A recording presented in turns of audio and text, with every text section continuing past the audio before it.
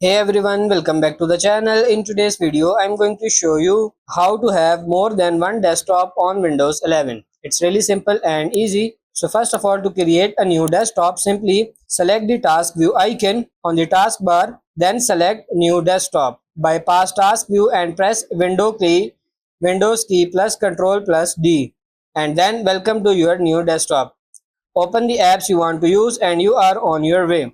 To switch between desktop, you have two options. Select the task view icon and select the desired desktop, or use the Windows key plus Control plus the left or right arrow to quickly switch from the one desktop to another.